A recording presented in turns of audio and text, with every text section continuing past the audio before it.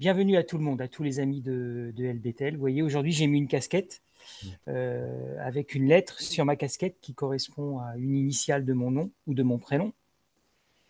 C'est pas que je suis égocentrique, c'est juste qu'aujourd'hui, nous allons aborder un thème qui va parler de notre ego, qui va aborder deux dimensions différentes, à la fois l'ego de l'individu et aussi le groupe dans lequel un individu évolue. Donc, je vais enlever la casquette maintenant. Voilà, il faut toujours un peu de mouvement dans l'enseignement pour changer.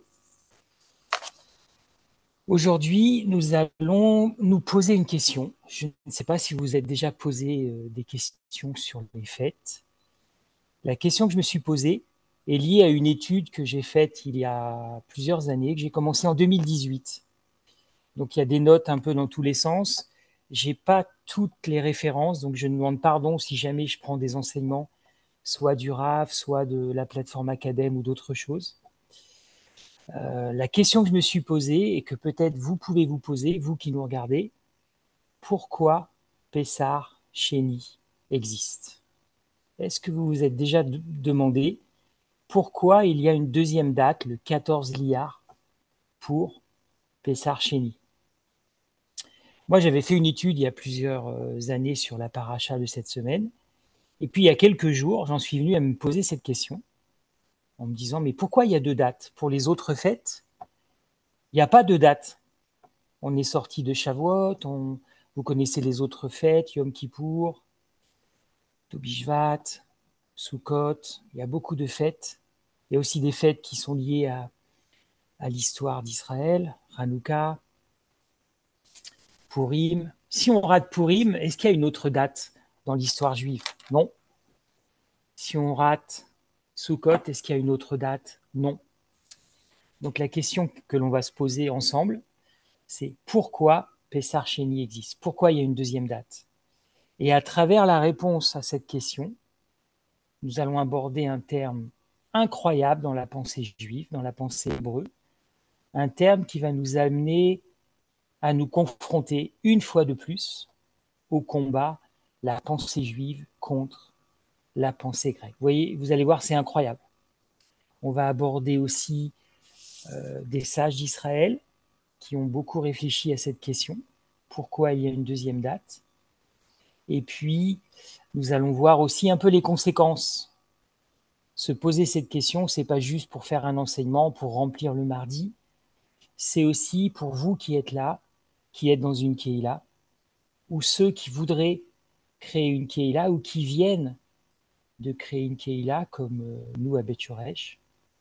Cette leçon, je pense, ce soir, peut nous aider à mieux construire, à consolider notre assemblée, ou à commencer à construire une assemblée d'une façon juste et dans la bonne pensée.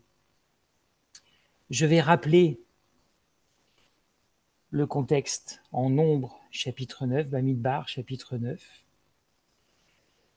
À partir du verset 6, avant le verset 6, Moshe parle de Pessar. Et à partir du verset 6, il y eut des hommes qui se trouvaient souillés par des cadavres humains et qui ne purent faire la Pâque ce jour-là, 14 Nissan. Ils se présentèrent devant Moïse et devant Aaron ce même jour. Et ces hommes lui dirent, nous sommes souillés par des cadavres humains, mais pourquoi serions-nous privés d'offrir le sacrifice du Seigneur en son temps, seul entre les enfants d'Israël?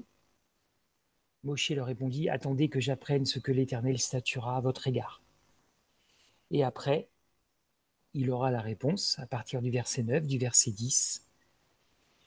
Et Hachem va enseigner cette deuxième date, c'est au deuxième mois, verset 11, le 14e jour, 14 liards, vers le soir, qu'ils feront la Pessar Chéni. Donc nous avons le contexte. Pourquoi Pessar Chéni existe? Première raison, qui est fondamentale dans notre étude d'aujourd'hui, c'est une demande individuelle. Honnêtement, c'est assez rare, vous pourrez chercher le nombre de fêtes, le nombre de dates qui sont liées à une demande individuelle. Ici, ce sont des individus en tant que tels qui vont voir Moshe et qui demandent quelque chose de spécifique. La première leçon que nous pouvons apprendre, c'est qu'en général, dans la pensée juive et dans le vécu d'Israël, les fêtes sont collectives. Les fêtes sont collectives. Il n'y a que deux choses importantes, je dis le mot chose, parce que je ne trouve pas d'autre mot, où c'est l'individu qui se présente en priorité, qui s'efface devant le groupe. La première chose, c'est la circoncision. Les sages enseignent que la circoncision, c'est une décision individuelle que la personne prend face à son Créateur. La deuxième chose, c'est Pessah.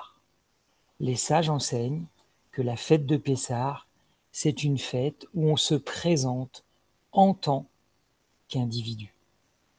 C'est une fête où on va venir au repas du Seder, où on va ouvrir le Seder en tant qu'individu.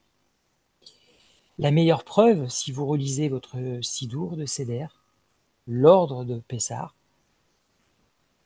vous verrez, on en a déjà parlé, qu'on appelle les 4 fils. On met en avant 4 personnalités différentes qui sont invitées à la table. Et vous savez qu'on va d'un extrême à l'autre, une des personnes étant dans la pensée, vraiment dans la pensée, elle pose la bonne question au bon moment, et la personne extrême s'exclut de la pensée en se disant même « qu'est-ce que je fais là ? Je n'ai même pas de quoi poser une question ». Mais c'est intéressant.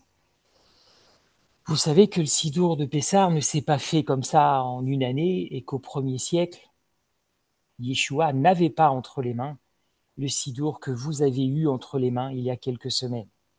Le Sidour est le résultat d'un vécu, de plusieurs siècles de vécu, d'études du peuple d'Israël. Et donc c'est pour cela que ces 4 personnes qui sont invitées, ces 4 enfants qui sont invités à la table, quelle que soit leur personnalité, c'est fondamental dans la pensée juive. Qu'est-ce que nous apprenons ? L'individu est important à ce moment-là. Pensez au Pessah que vous venez de vivre. Je ne sais pas si vous étiez à votre maison ou dans une assemblée. Chaque personne est entrée individuellement et s'est assise devant sa coupe, devant son seder, devant l'assiette, à cette table très bien décorée. Chaque personne s'est assise en tant qu'individu. Et on a vécu le seder ensemble pendant plusieurs heures. Et à la fin, nous sommes sortis d'Égypte, de Misraïm, en tant que peuple. C'est ça qui est fondamental. On arrive à Pessah en tant qu'individu qui se présente dans une assemblée et on ressort de Pessah libéré du péché et on peut marcher avec les autres.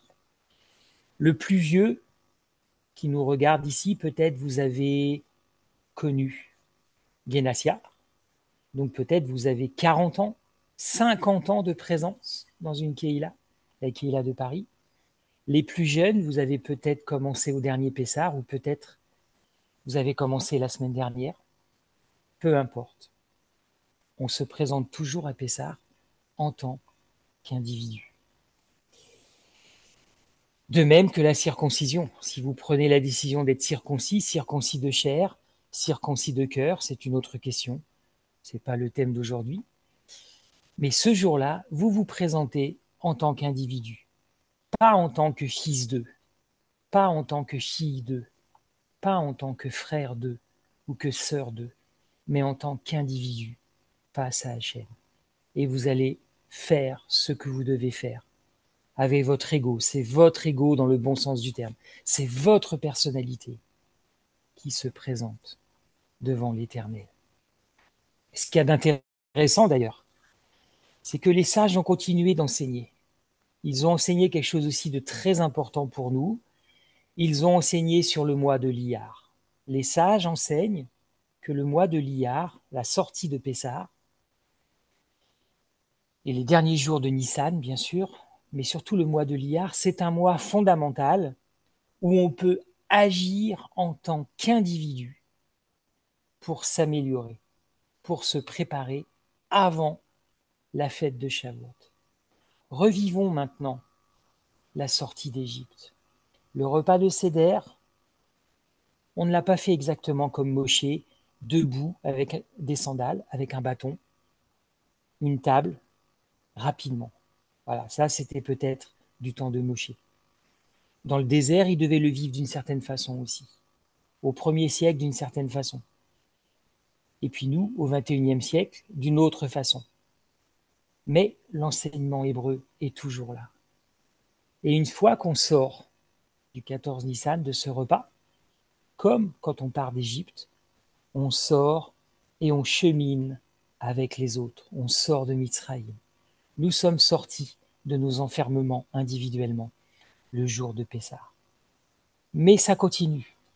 Et les sages enseignent que jusqu'à Shavuot, il y a une période de temps où en tant qu'individu, on peut se préparer, on peut s'améliorer, on peut travailler sur nous-mêmes. Vous vous n'êtes jamais demandé pourquoi on compte les jours de l'Omer? Oui, c'est un commandement. Mais pourquoi ce commandement?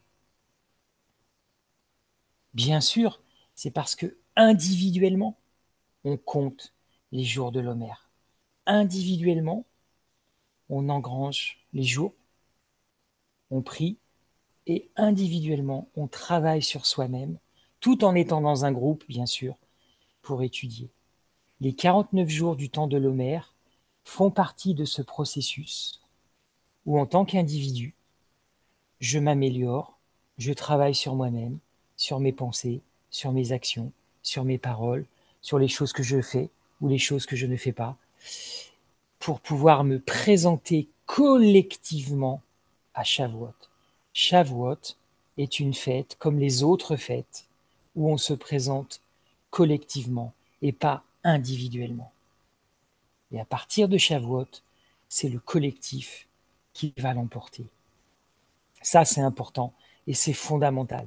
De même que quand vous faites la circoncision, de la chair ou du cœur, ou les deux, vous vous présentez individuellement, et une fois que la circoncision est passée, entre guillemets, vous allez intégrer le groupe, intégrer Israël dans sa dimension physique et surtout dans sa dimension spirituelle. L'individu et le groupe, ce sont des questions que nous nous posons tous et que peut-être vous vous posez maintenant. En introduction, tout à l'heure, avant l'enregistrement, nous avons partagé avec quelques frères et sœurs. On a parlé des vidéos de Beth Shoresh. Vous savez quelle est la vidéo qui a le plus marché, avec plus de 500 vues? C'est un peu ridicule, honnêtement, par rapport à El Bethel. Mais 500, pour nous, c'est pas mal, c'est un début. La vidéo qui a le plus marché, c'est celle qui s'intitule « Ce n'est pas la fin du monde ».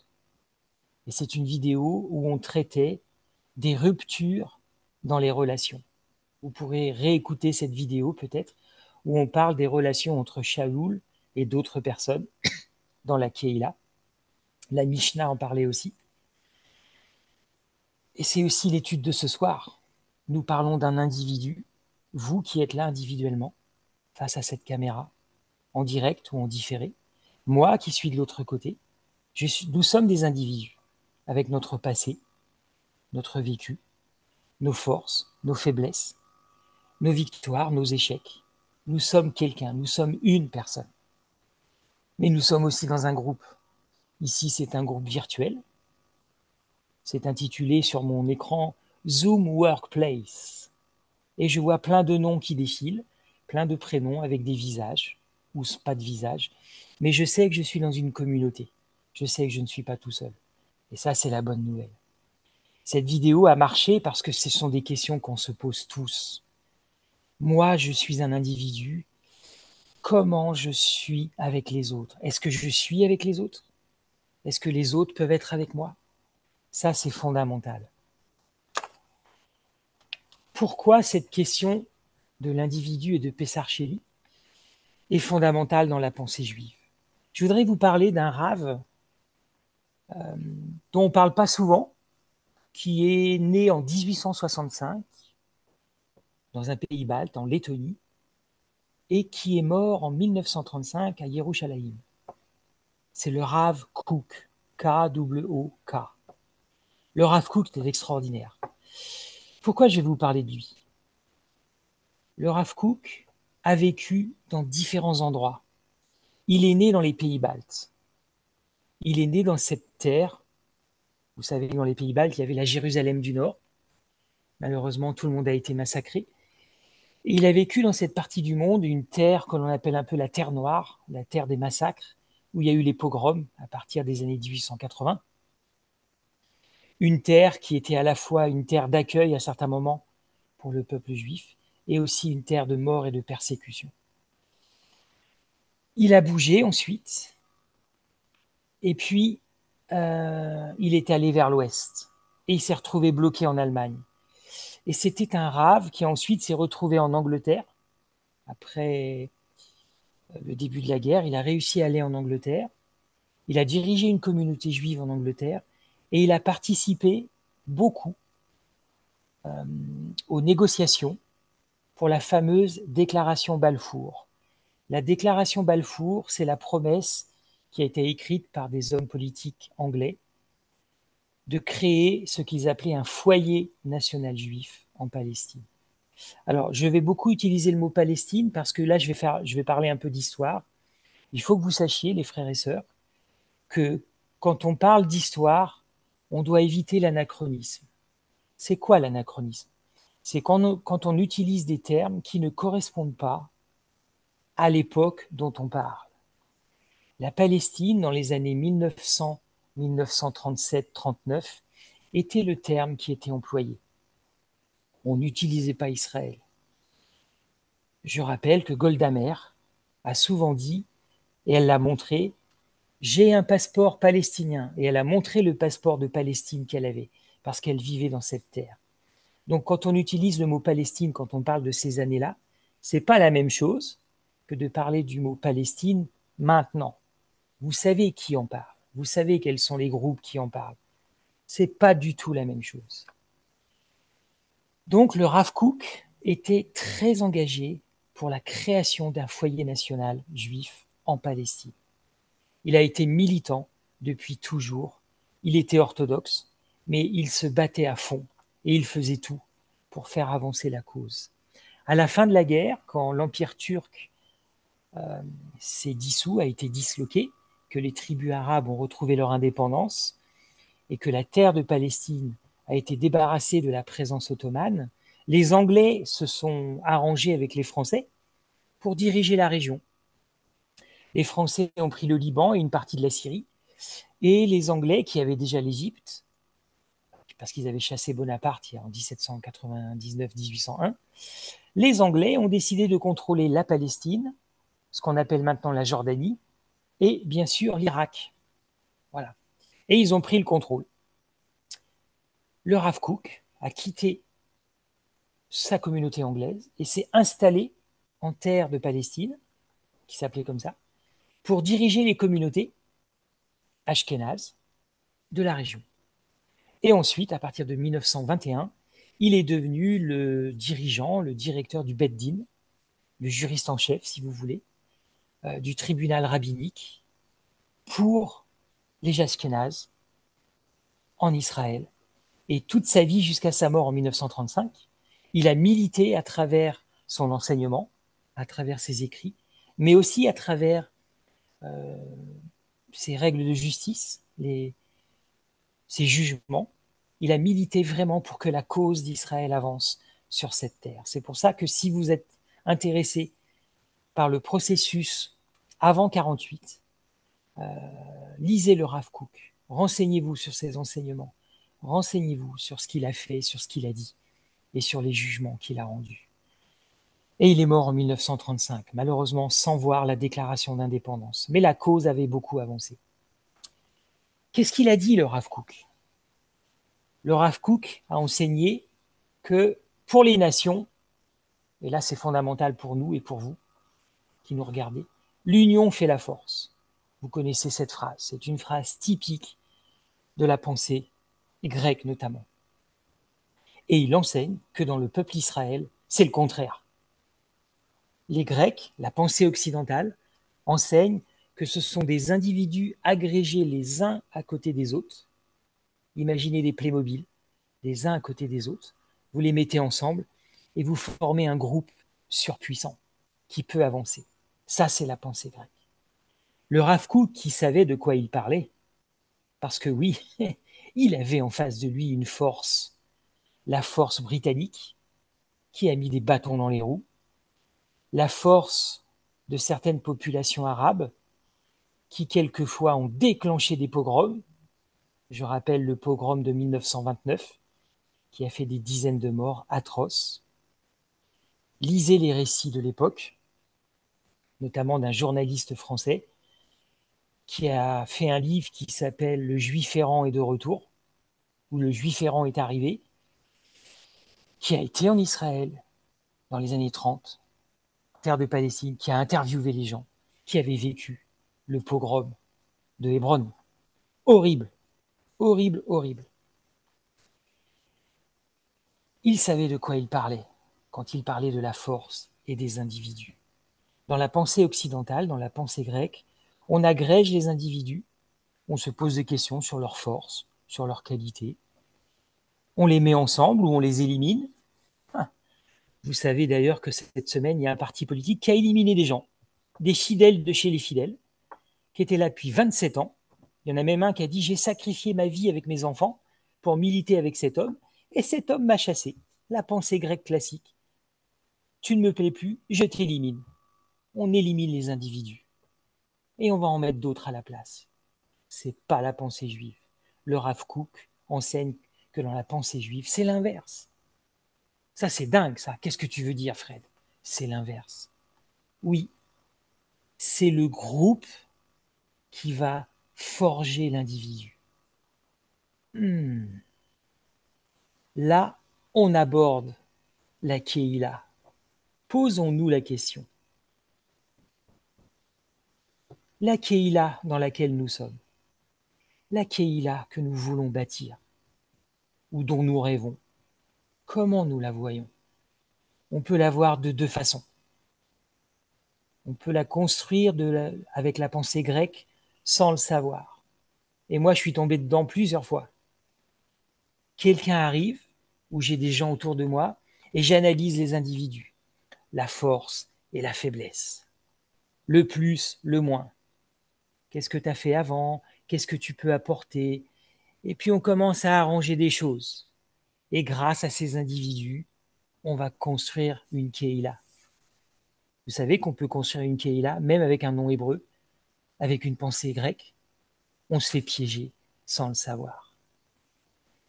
Si, comme moi, vous venez de la pensée grecque, si vous avez vécu pendant 40 ans dans la pensée grecque, malgré tout l'amour qu'on a pour Israël, on peut se faire piéger, complètement piéger. Vous vous souvenez du Canada Dry? Ça a le goût de l'alcool, ça a la couleur de l'alcool, mais ce n'est pas de l'alcool. Canada Dry. J'ai pas envie de construire une Kehila Canada Dry. J'ai pas envie que vous soyez dans une Kehila Canada Dry. Ça a le goût de la pensée juive, ça a la couleur de la pensée juive, mais en fait, c'est pas de la pensée juive. C'est de la pensée grecque. C'est une Kehila grecque. Waouh! Construire une Kehila qui ne soit pas Canada Dry, c'est construire à l'inverse. Et c'est construire à l'inverse de Pessar Sheni. Construire une Kehila, c'est décider le groupe avant tout. Je construis le groupe avant tout, dans la pensée, avec Hachem. Et toutes les personnes qui intégreront la Kehila s'épanouiront individuellement dans le groupe, par le groupe. C'est la pensée du Rav Kook. Et c'est une pensée révolutionnaire peut-être, parce que c'est choquant. C'est le groupe, c'est la Kehila, ce sont les tribus, c'est Israël qui va vous donner votre personnalité, qui va construire votre ego. Et vous ne pourrez vous épanouir que dans le groupe. Fred, attends, tu me parles de quoi là? Attends, je vais remettre ma casquette parce que c'est choquant ce que tu me dis là. Puh. Tu m'entraînes dans un système totalitaire là. Le groupe avant tout. Le groupe toujours, toujours, toujours avant tout. C'est pas possible. Bien sûr que c'est possible. Et vous savez pourquoi? Parce que Hachem l'a prévu. Et là, nous avons l'importance de cette question. Pourquoi Pessar Chéni existe? Parce que c'est une fête où c'est en tant qu'individu, vous, qui allez vous présenter. Et là, vous avez votre espace de liberté. Là, vous avez l'espace où vous venez individuellement qui vous êtes et vous vous présentez individuellement. Une Keïla, c'est pas McDo. Venez tel que vous êtes. C'est pas la vie d'Israël. C'est pas une Keïla. Sauf à Pessar Sheli. Et quand vous reprenez Nombre, chapitre 9, deux individus complètement inconnus qui viennent voir Moshe tels qu'ils sont. Ils lui posent une question. Il n'avait pas encore toute la révélation puisqu'il n'avait pas la réponse. C'est bien la preuve qu'il y a des espaces de liberté. Oui, il y a des espaces de liberté. Pessar Chéni, Pessar en général, est un moment où je m'assois à table en tant qu'individu. Même si je suis marié, même si j'ai des enfants, même si j'ai 50 ans de présence dans la Keïla, même si je suis le Rav, ce jour-là, je suis face à Hachem en tant qu'individu. Et je vais participer au Seder avec toute ma personnalité. C'est ça, Pessar Chéni. Comme pour la circoncision. Ton ego se réalise dans le groupe. C'est ça, la pensée juive. C'est ce qu'enseigne le Rav Kook. Vous voulez une autre preuve? Prenons le sidour de prière. Voilà, moi j'ai pris le sidour du Rav Shapira. La Kedusha, page 38, pour ceux qui ont le sidour. Ahavat Olam. Incroyable cet enseignement. L'assemblée d'abord, puis le Chazan seul. Il y a une prière.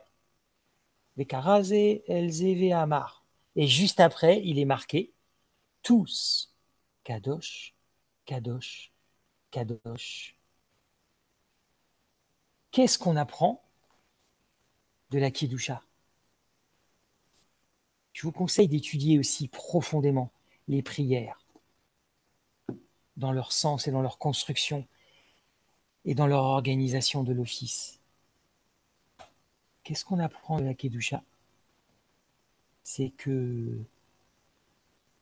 individuellement, c'est comme si on n'était pas digne de pouvoir dire Saint, Saint, Saint.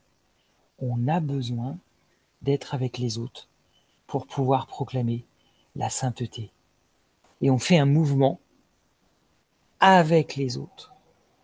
Les sidours de prière, l'office de Torah est rempli de moments où, une fois de plus, on voit qu'on ne peut s'accomplir individuellement que dans le groupe. Vous voulez une autre preuve? Le minyan. On peut parler du minyan dans la pensée grecque. Ok, il faut le faire. C'est comme ça. On peut aller plus loin. Plonger dans la pensée du Rav Kook notamment et dans la pensée hébreu. C'est quoi le minyan? 10 personnes. Et en fait, quand on fait le minyan, chaque personne est la 10e personne. Réfléchissez à ça. Pour un minyan, il faut être 10. 10, c'est 10 fois 1. 10 individualités. 10 personnes qui se présentent. Donc nous sommes un individu. Le premier arrive à 9h15, le deuxième à 9h20, le cinquième à 9h40, peut-être le 10e il arrive juste à 9h59. pense que le Rav ne serait pas trop d'accord pour ça. Mais peu importe. En fait, peu importe l'heure. Il suffit qu'il en manque un. Il en manque un qui s'en va ou qui arrive en retard. Eh bien, vous serez toujours le 10e. Eh ouais, le 10e manque. Que ce soit le premier qui s'en aille ou le dernier, en fait, c'est toujours le 10e. Réfléchissez à ça. Quand on forme le minyan, chaque individu est le 10e. C'est-à-dire que chaque personne va se réaliser grâce aux 9 autres. Et la prochaine fois que vous rentrerez dans la prière, dans une synagogue, quand vous ferez le minyan, pensez à ça. Quelle que soit l'heure où vous arrivez, quand vous vous présenterez, vous pourrez vous dire, en fait, je suis le 10e. Même si vous arrivez le premier, dites-vous, je suis le 10e. Je ne peux me réaliser que si il y a les autres. J'ai besoin du groupe pour me réaliser. Parce que si le groupe n'est pas là, eh ben, moi, personnellement, je ne peux pas me réaliser. Et je ne peux pas prier pour la ville.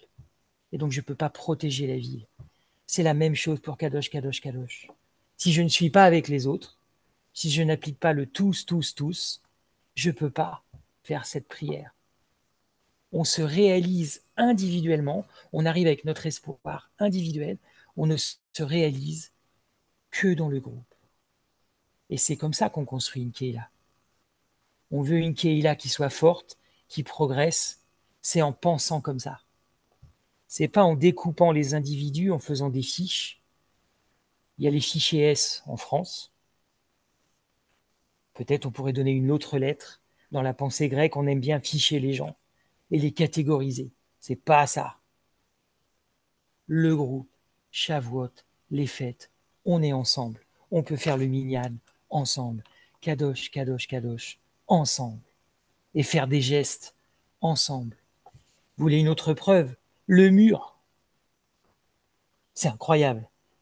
On peut avoir des caméras, mon ami Fernand a des caméras quelquefois, où il suit 24 heures sur 24 ce qui se passe au mur, les réparations, les prières. On avait des blagues là-dessus sur les réparations. C'est incroyable le mur. On n'est jamais tout seul. Toujours avec les autres. Toujours avec les autres. Et on fait les mouvements avec les autres. Et des fois, c'est tellement surchargé. On se réalise individuellement. On arrive, on prend le bus, on marche, peut-être tout seul ou avec son fils, et on va se réaliser individuellement grâce aux autres.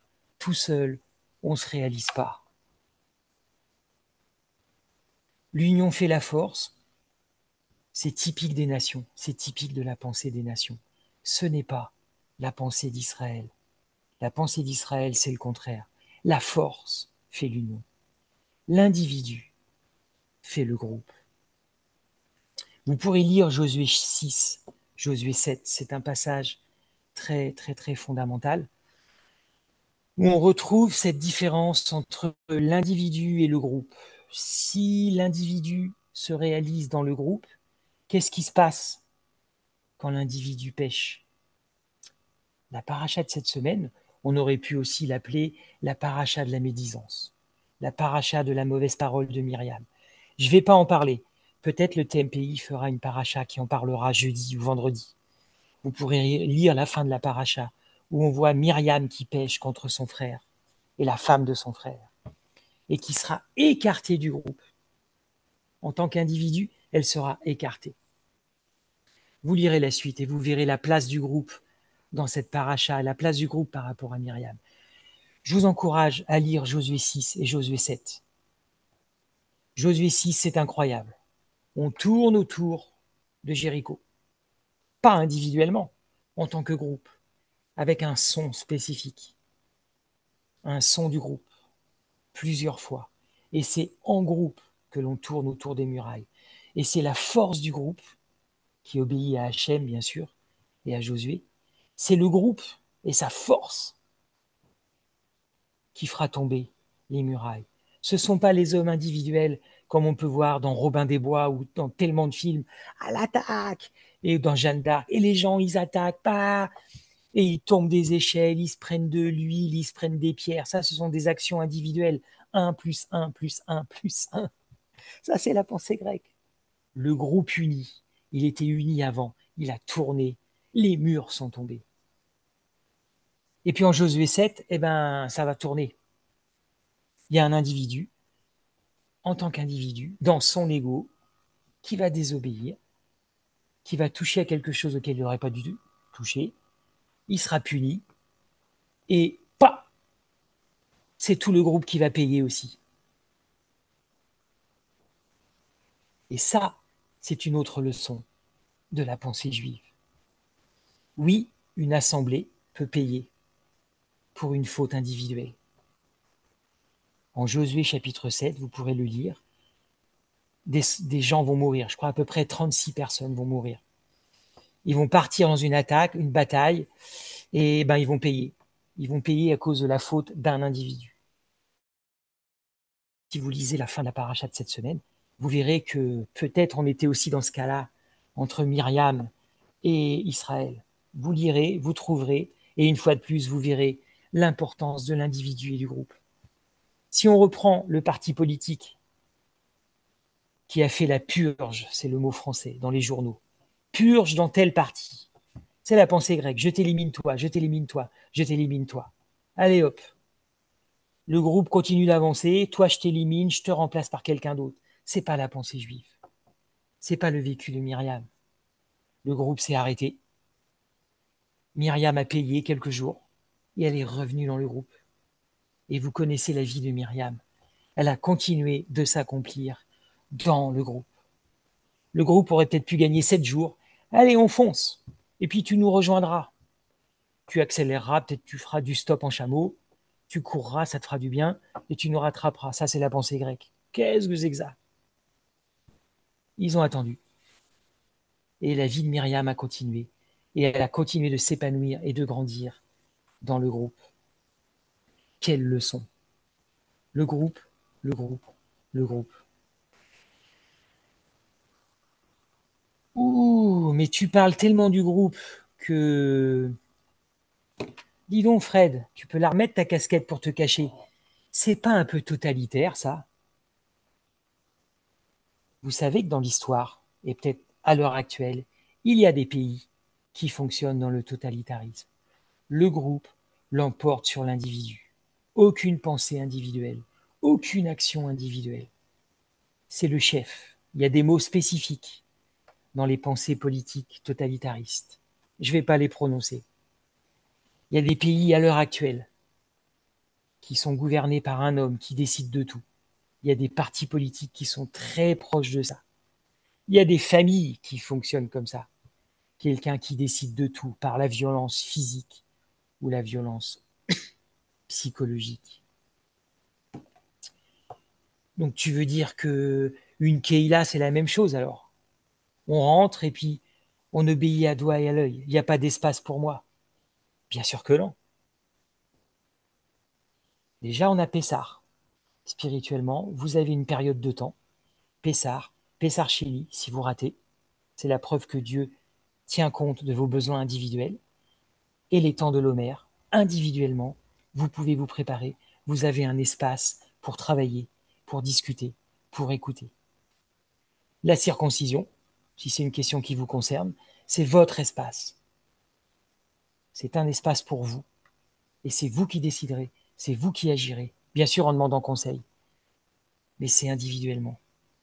Et puis, les sages d'Israël ont parlé d'un autre espace fondamental pour nous. Dans l'étude que j'ai faite en 2018, c'est quelque chose qui m'a marqué. Je vais vous citer un passage qui traite de Psaume chapitre 1. Dans Psaume chapitre 1, vous pourrez le lire, c'est un passage où on parle de la Torah de l'Éternel. Il y a une phrase où il est marqué « la Torah de l'Éternel ». Et puis quelques mots plus loin, il n'est pas marqué de la Torah de l'Éternel, mais de sa Torah. Et en fait, les sages ont étudié Psaume chapitre 1 pour aller beaucoup plus loin par rapport à cette question de l'individu. Alors, je vais aller doucement pour ceux qui prennent des notes, parce que je sais que quelquefois, c'est difficile de noter les références du Talmud. Le Talmud de Babylone, donc c'est Talmud de Babylone, traité Avoda Zara. Avoda Zara, Z-A-R-A. Talmud de Babylone, traité Avoda Zara, page 19a. Page 19a. Et vous allez voir la force incroyable de la réflexion des sages. Le Rav Kook, 1935, sa mort. Ici, on plonge il y a 2000 ans. Rabbah enseigne. Un homme doit toujours étudier de la Torah ce que son cœur désire, comme il est dit en Psaume 1. Car dans la Torah de l'Éternel est son désir. La Torah de l'Éternel. On parle de Psaume 1. Si vous vous souvenez de ce passage qui parle d'un homme qui est intègre, qui a des bonnes racines et qui est bien éduqué et qui est plongé dans la bonne eau. Pas l'eau de l'amertume qu'on a vue la semaine dernière, mais la bonne eau. Car dans la Torah de l'Éternel est son désir. Rabbah enseigne aussi, c'est le Talmud qui continue, au début du verset, cette Torah est nommée du nom du Saint béni soit-il. Mais à la fin du verset, c'est votre responsabilité de trouver le verset dans le psaume 1. Trouvez-le, lisez-le, et vous pourrez retrouver, réécouter ce commentaire du Talmud de Babylone, traité Avoda Zara, page 19. Nous sommes à la 46e minute pour ceux qui prennent des notes. Si vous voulez transmettre des notes à des amis, 46e. Et Rabbah enseigne aussi au début du verset, cette Torah est nommée du nom du Saint béni soit-il. Mais à la fin du verset, c'est votre responsabilité de trouver. C'est peut-être le mot responsabilité que le système n'a pas aimé. Mais à la fin du verset, elle est nommée de son nom, le nom de l'étudiant. C'est ce que le Talmud dit. Le premier verset, on parle de la Torah de l'Éternel. Et à la fin du verset, dans sa Torah, ce n'est pas la Torah de l'Éternel pour les sages. C'est la Torah de l'étudiant. Qu'est-ce que ça veut dire? Les sages continuent en disant « L'étudiant méditera jour et nuit ». Le psaume dit ça. Et Rabbah enseigne « Un homme doit toujours étudier la Torah et ensuite la méditer pour qu'elle devienne sa Torah. S-A, possessif. » Quand j'ai lu ça, j'ai relu ça alors que je l'avais noté en 2018, ça a fait tilt dans ma tête par rapport aux enseignements incroyables. Combien de fois il a dit « Méditez votre prière ». Au début, je ne comprenais pas. Qu'est-ce que ça veut dire? On lit la Torah, on l'étudie, on la médite. Et en fait, cette Torah qui était à l'Éternel quand vous l'avez ouverte, avec la méditation, avec l'étude, avec la prise de notes et tout le travail de méditation que vous faites, et on a chacun son processus pour le faire, elle devient votre Torah.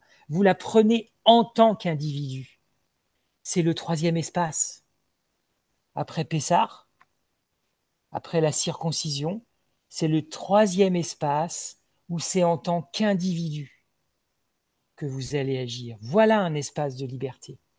Une Keïla, ce n'est pas totalitaire, parce que dans votre étude, dans mon étude, j'ai mon espace. Et si je fais les choses comme les sages nous l'enseignent, comme le Rav nous l'enseigne, comme nos compagnons d'études aussi nous l'enseignent, si vous en avez, j'ai mon espace. Je ne suis pas dans un espace totalitaire. Si vous tapez le mot lecture en hébreu sur Internet, je vais le faire, là je vais ouvrir, vous avez le verbe lire en hébreu qui se dit pahal. Ok. Mais la racine de ce verbe, c'est kof, resh, aleph. Kof, resh, aleph. Et dans ces trois lettres, la racine du verbe lire en hébreu, vous avez quelque chose d'incroyable. Vous savez ce que ça veut dire? La racine appeler, interpeller.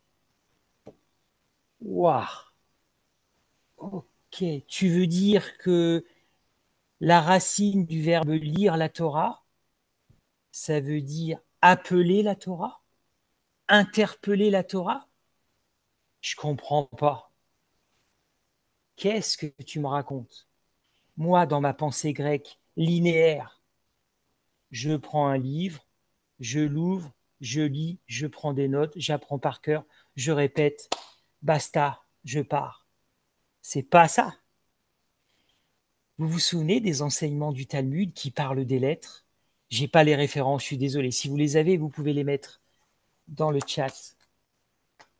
Combien de fois on a entendu cet enseignement où il y a des lettres qui se présentent devant Hachem et elles veulent être les lettres du commencement. Moi, je veux être la lettre du commencement.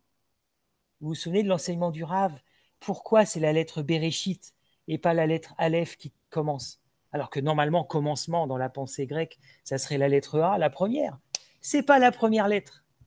Et puis il y a d'autres lettres qui viennent, nanana, moi je veux ci, moi je veux ça. Au début, franchement, quand j'ai écouté ça les premières années, qu'est-ce qu'il raconte le Rav? J'étais dans ma pensée, j'étais dans ma pensée grecque. Des lettres qui se présentent face au Créateur pour parler avec le Créateur. Qu'est-ce qu'ils ont fait, les sages d'Israël? Vraiment, les chrétiens, ils ont raison. Ils racontent n'importe quoi dans le Talmud. Saint Louis a eu raison. Il fallait vraiment brûler le Talmud. J'étais dans ma pensée grecque. Quand vous commencez à rentrer dans la pensée hébreu et que vous travaillez la signification des verbes et que vous voyez, par exemple, que le verbe lire a sa racine profonde, ça veut dire interpeller, appeler. Ah bah oui, tu veux donc dire qu'une lettre peut m'interpeller? Une lettre peut m'appeler? Oui. La prochaine fois que vous allez ouvrir votre Tanakh, vous pouvez jouer ça.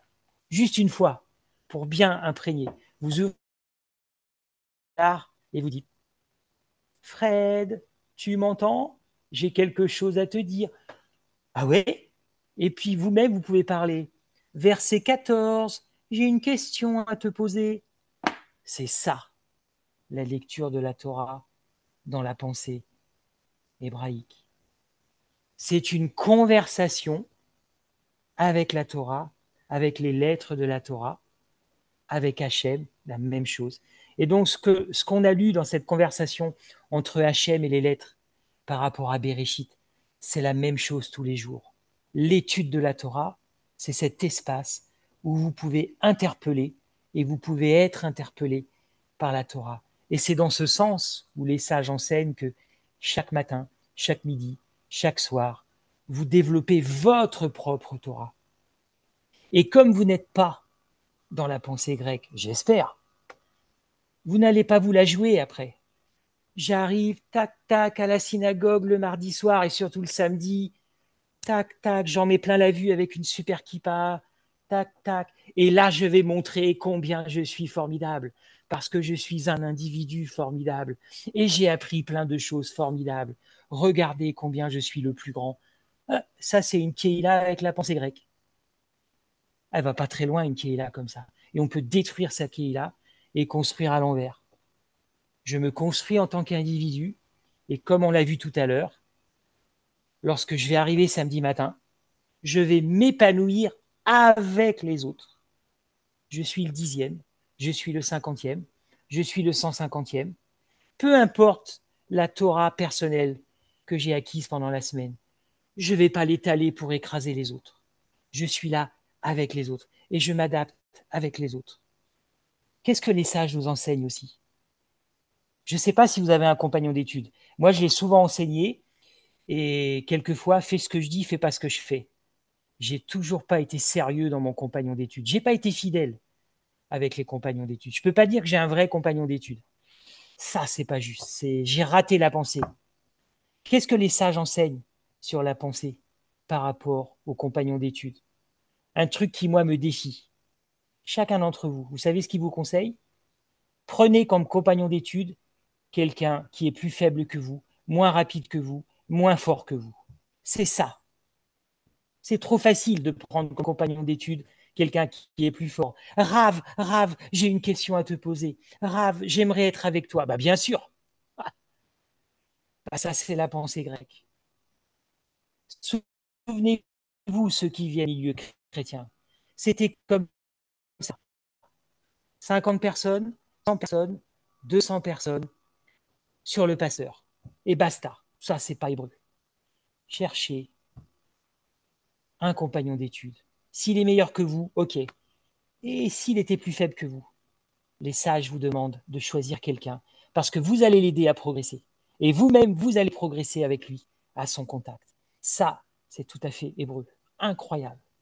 Et si vous venez d'un milieu militaire, je sais que certains, vous venez d'un milieu, vous avez été formé comme ça, policier, gendarme, militaire. On n'abandonne pas sur le terrain son compagnon.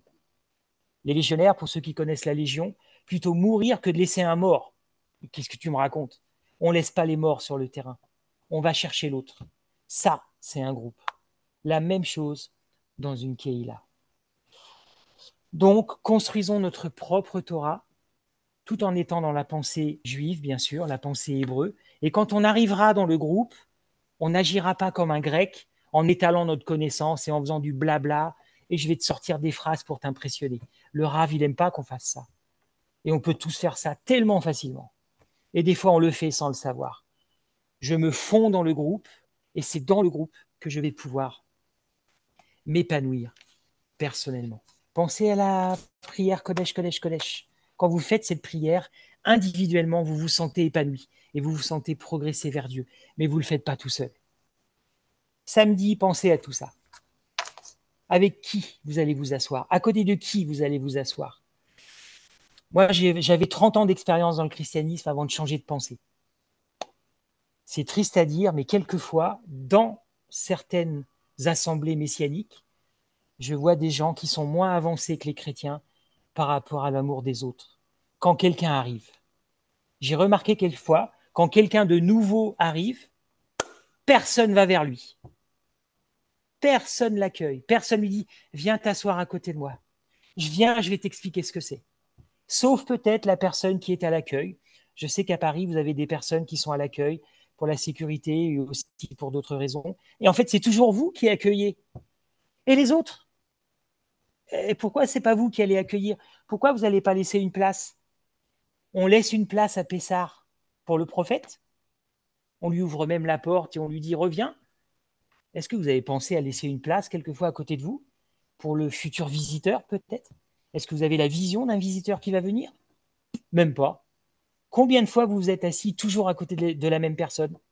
Toujours la même personne, toujours les mêmes conversations. Et quand on mange, toujours la même personne, toujours les mêmes conversations. Wow. Je connais des chrétiens qui sont plus avancés que nous là-dessus. Il est peut-être temps de changer ça.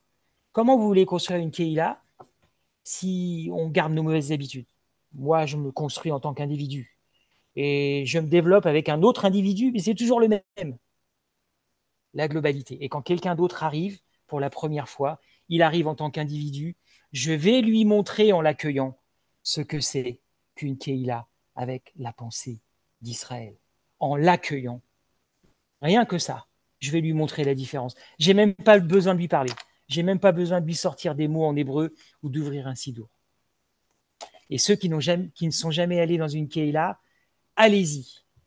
Et si vous n'êtes pas bien accueillis, allez-y, rentrez dedans, forcez les choses, asseyez-vous à côté de quelqu'un, engagez la conversation et vous pouvez aider le membre de la Keïla à se secouer. Ok, merci mon ami, tu m'as aidé. La même chose pour les études. Ce qui marche pour les études peut aussi marcher pour l'accueil.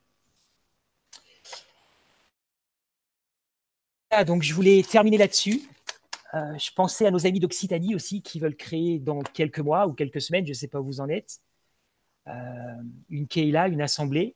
Nous, on a quelques mois d'expérience sur la région de Genève. Franchement, c'est pas facile. On a toute la volonté, on aime Israël, et quelquefois, sans le savoir, on ne pense pas comme les sages nous l'enseignent. On construit individuellement. Et ça, c'est pas juste. Donc, nous sommes appelés à construire nos amitiés avec le groupe en premier, tout en sachant que dans sa sagesse, Hachem nous permet d'avoir des espaces de liberté. Rachi, quelques siècles après le Talmud, a aussi enseigné quelque chose de plus frappant. Et là, franchement, je ne sais pas quoi penser. J'ai pris cette pensée en 2018, je l'ai notée, voilà ce que Rachi enseigne. Si vous, qui êtes là, en face de nous, si vous avez le pouvoir d'enseigner, ou la capacité d'enseigner, ou l'opportunité d'enseigner, comme moi, par exemple, aujourd'hui, écoutons ce que dit Rachi. Rachi enseigne que on doit enseigner ce qui intéresse les élèves, pas enseigner ce qui nous intéresse. J'ouvre le débat. Peut-être un jour, on pourra en discuter avec le RAB ou avec d'autres enseignants. Moi, j'ai certaines passions dans la vie et je peux saouler les gens avec certaines choses qui me passionnent, même si c'est lié à Israël. Fred, arrête-toi 5 minutes. Est-ce que ça intéresse les autres? Est-ce que tu as demandé aux autres ce qui les intéresse? J'ai beaucoup aimé le questionnaire du RAV. C'est frappant, ça. Il a demandé qu'est-ce que nous avions pensé et il a ouvert la porte à un feedback. Je n'ai pas le mot feedback en hébreu. Retour en français. C'est exactement ce que Rachi a enseigné.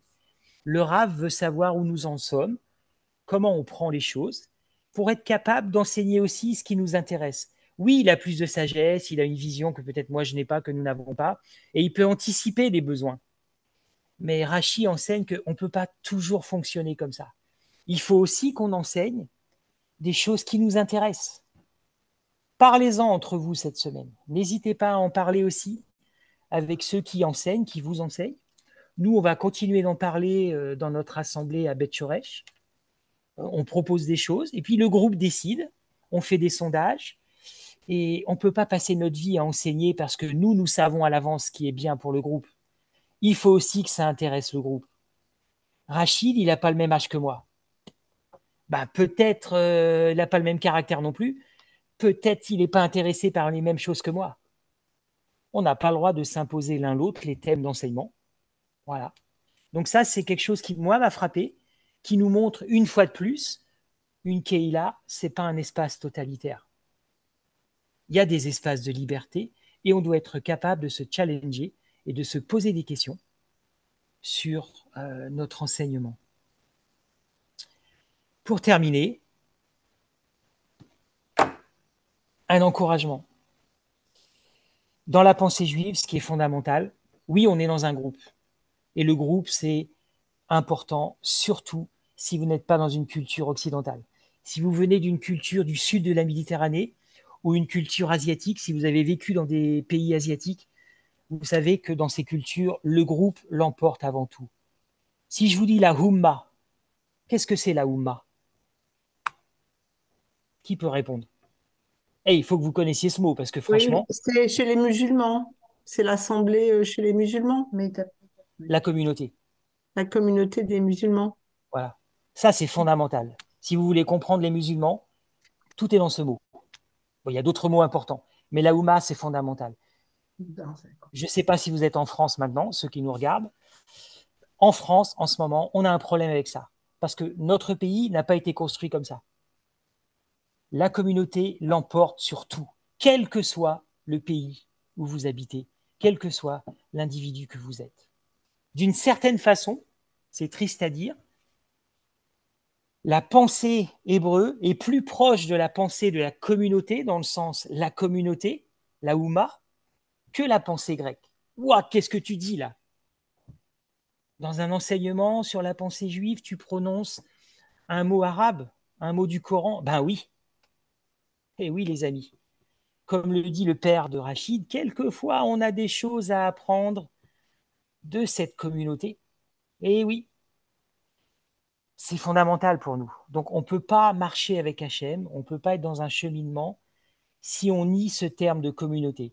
Et si vous voulez comprendre le monde musulman qui va devenir de plus en plus fort, le Rav l'a enseigné, reprenez ses enseignements, on doit comprendre ce mot communauté et qu'est-ce que ça implique, les gens qui vivent là-dedans, les gens qui pensent comme ça, qu'est-ce que ça implique dans un pays qui est dans une pensée grecque. Et qu'est-ce que ça implique cela avec notre communauté à nous, la communauté d'Israël, qu'on vienne des nations ou qu'on vienne du peuple d'Israël par le sang.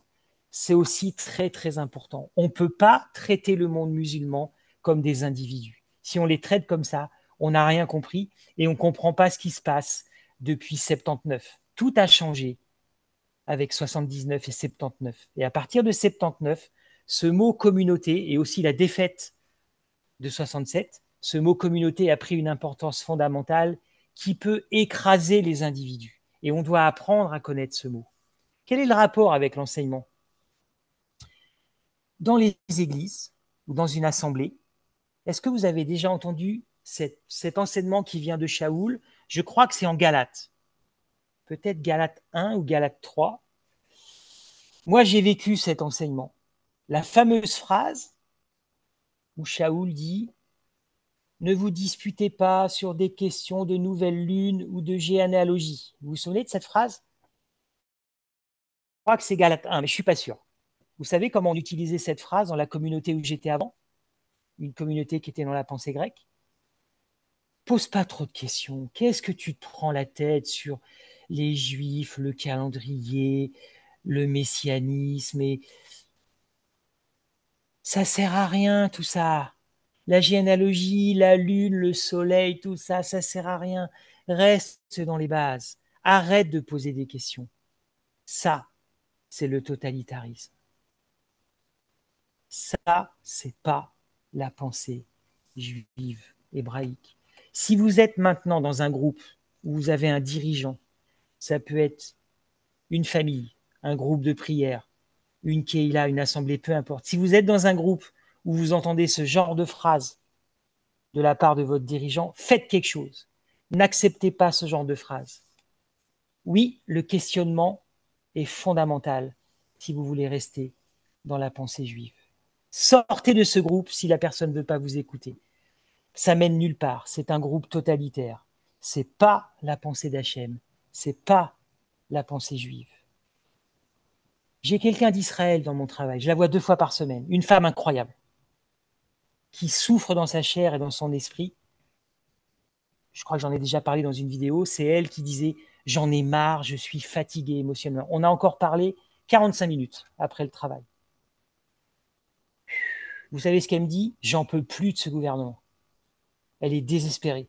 Et vous savez ce qu'elle m'a dit? « J'aimerais pas revivre dans mon pays physiquement si ma fille était majeure. J'ai pas envie que ma fille fasse l'armée pour ce gouvernement. Ce gouvernement ne la mérite pas. » Je ne veux pas faire de politique, c'est juste pour vous montrer que même au sein d'Israël, la question se pose. Qu'est-ce qui est dit? Comment les gens pensent? Est-ce qu'il y a de la liberté? Pourquoi la Torah nous enseigne, le Talmud nous enseigne, ne fait pas de la Torah une couronne de gloire? C'est parce qu'on peut aussi utiliser la Torah pour en faire un instrument du totalitarisme. C'est pas ça. La Keïla, le groupe, mais il y a aussi des espaces de liberté où en tant qu'individu, vous allez vous épanouir. Et si vous voulez rester fidèle jusqu'à la fin, jusqu'à 90 ans, 100 ans, 102 ans, 104 ans, c'est impossible de rester fidèle si on ne s'épanouit pas individuellement aussi. On s'épanouit individuellement dans le groupe. Il faut les deux. Si vous en manque un, il y a un gros problème et on n'ira pas jusqu'au bout. On peut tomber soit dans le totalitarisme, soit dans la frustration extrême et on suit les autres comme une machine. Il n'y a pas de robot. L'Éternel ne veut pas qu'on soit des robots. Donc pensons à ça, construisons une Keïla dans la pensée hébreu. N'oubliez pas, interpellez la Torah chaque jour, utilisez cet espace, méditez la Torah, construisez votre propre Torah. Si vous avez un doute, parlez-en avec les gens qui sont autour de vous, avec votre rave ou avec d'autres personnes dans votre Keïla. Si vous pensez que vous tombez dans l'égoïsme et dans quelque chose de dangereux, et je ne m'inquiète pas pour vous, et je ne m'inquiète pas pour moi non plus. À chaque fois que j'oublie ça, quand je n'étudie plus la Torah, quand je ne questionne plus la Torah, quand je ne veux plus que la Torah me questionne, c'est fini pour moi. Je redeviens comme avant, un mollusque, un gars qui fait les choses par habitude, un robot religieux. Je ne veux pas être comme ça. Voilà, donc je vous remercie pour votre attention. Je vous souhaite une bonne soirée. Je peux juste rester encore 5 minutes s'il y a des salutations ou des questions.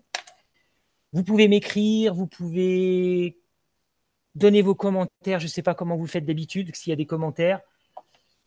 Et on retient bien qu'on peut parler de tout et on peut tout remettre en question, sauf Erad, bien sûr. Voilà, ça c'est aussi fondamental. Merci pour votre attention.